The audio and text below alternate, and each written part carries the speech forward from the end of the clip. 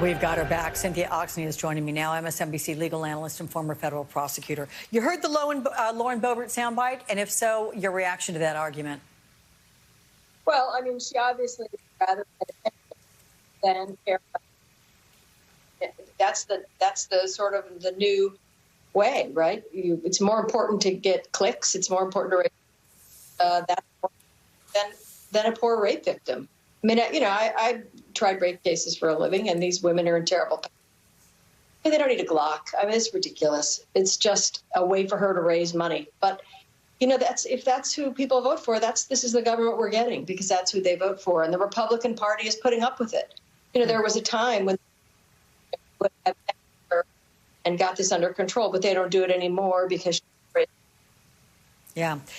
You're a little spotty in your answers with the audio, but I'm going to give this question a try with you. The measure that would codify Roe v. Wade, it now goes to the Senate. It is unlikely to get support from the 10 Republicans that it would be needed to have it passed. But if it were to pass the Senate, what kind of legal protections would that offer, and how would that impact the Texas law and the other restrictive state laws out there?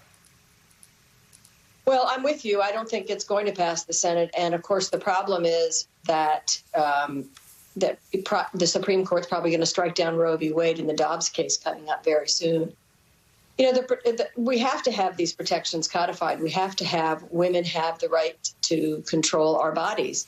And we just don't know if you could ever get anything past the Senate, what it could be. Everything's so up in the air. But I have to applaud Nancy Pelosi for getting a vote and getting people on record so that we can continue to pressure and run against the Republicans who refuse to let us keep control of our own bodies. I mean, for a long time, we put up with letting the people hide behind, well, Roe v. Wade is law, and so we don't have to worry about having any legislation.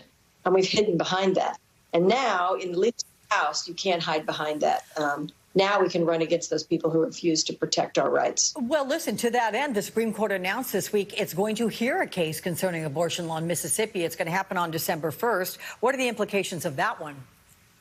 It's all bad. There wasn't really a reason for the Supreme Court to take up that case from Mississippi, the Dobbs case. What happened was there was an unconstitutional restriction in Mississippi, and the Fifth Circuit, the most conservative circuit in the country almost, struck it down and said it was unconstitutional, and the Supreme Court took it anyway.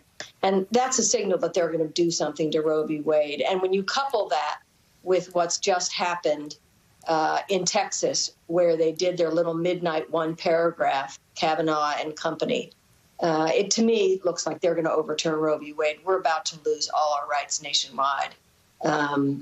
Certainly now in Texas, essentially is no protection, and we're about to lose it in more states. Okay. It's hard for me even to respond to those concerns. But, Cynthia, let's get you hooked up perfectly clearly the next time and bring you back to talk more about this.